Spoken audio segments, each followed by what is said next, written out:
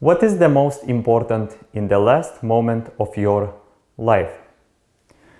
So there are a few important moments that we need to remember.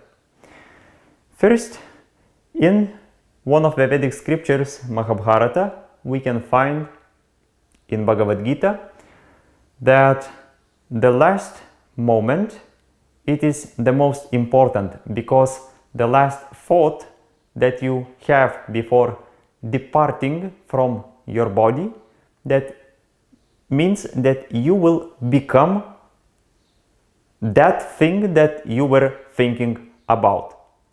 It means if you're thinking about God, you will become God. If you were thinking about a dog, you will become a dog. If you were thinking about some kind of other attachments, you will go to that kind of spheres, that kind of worlds.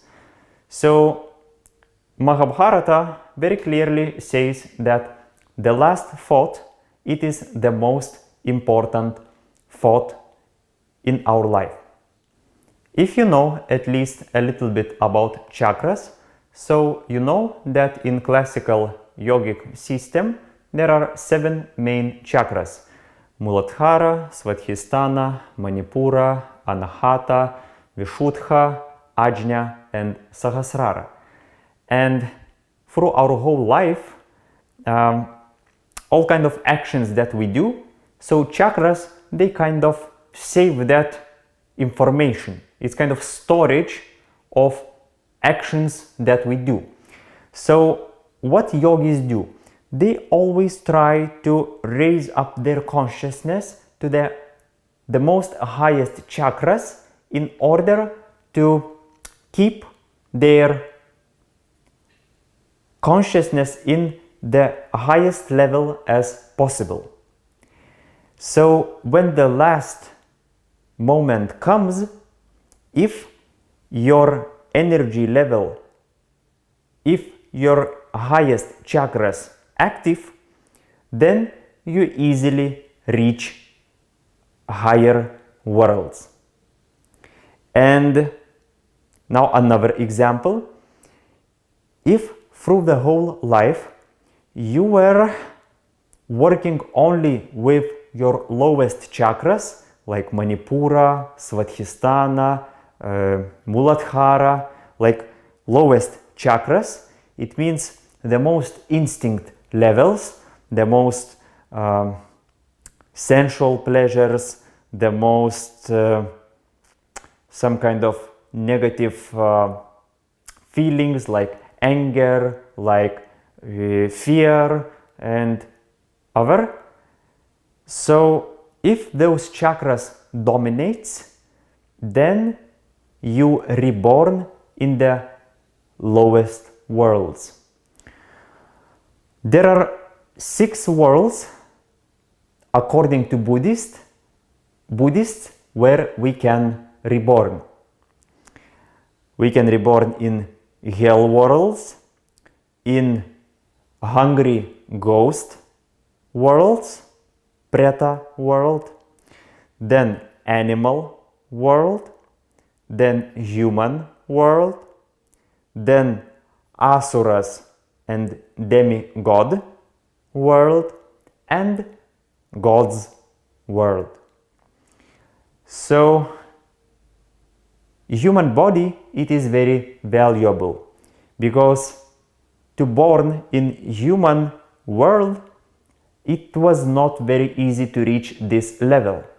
So for our level to go down, it is like to make a devolution down. So if you have this body, it's always better to go up. Now we need to understand that in this world there are souls who are going down and there are souls who are going up. Now what are the difference? Did you see in our life that there are people who has a lot of benefits, for example, material well-being in life, and all other goodness. So there is one very interesting idea that if soul has merits from past lives, it is impossible to put that soul straight to the hell worlds if that soul did something wrong. So all those merits, they keep that soul in higher levels. So you can notice this moment in life that there are people who have very good, very wide well-being, and there are people who have almost nothing. So if you have goodness in your life, good material life, a lot of talents, you are more smarter than other people, then you need to be very careful with this, because in your level, for you, this world will offer a lot of possibilities to use this world to get a lot of items, and through this they will try to remove your tapas energy that you were accumulated in your previous lives.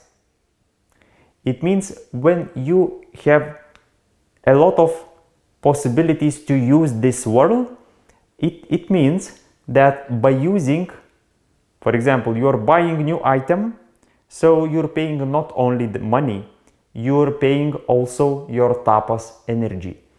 And you're paying these tapas from your past lives. And in your past lives, you were working a lot to reach this higher level. So please understand that some souls are going down to the lower worlds, and another souls are going up.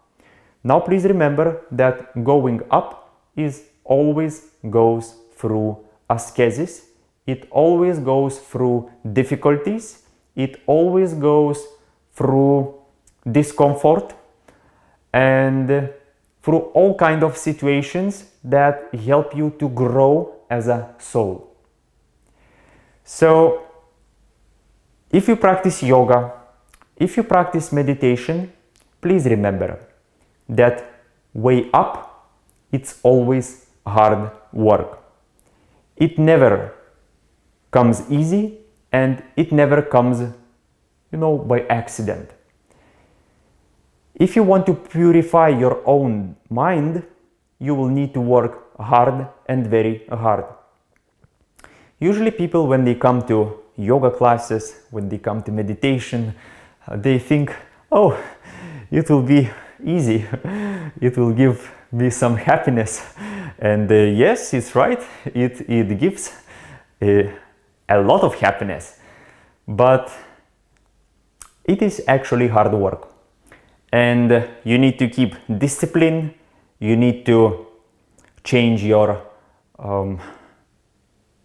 diet preference, you need to change your way how you live your day, you need to change perspective of how you see this life, you need to start removing all your egoistic attachments, all your egoistic way how you lived this life for many years, and it's not easy. There is one very beautiful saying about gurus, about teachers, masters.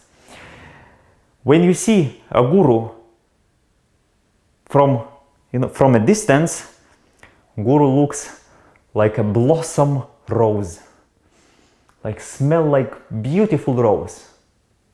But when your guru comes closer to you, those rose thorns starts stab strongly to you when removing your ego. So please remember that this life, present life that you are living right now, it is consequence of what you were doing what you were talking, what you were thinking, what you were acting in your previous lives.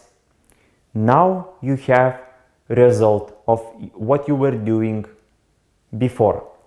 And whatever you do today will give you result in your future lives.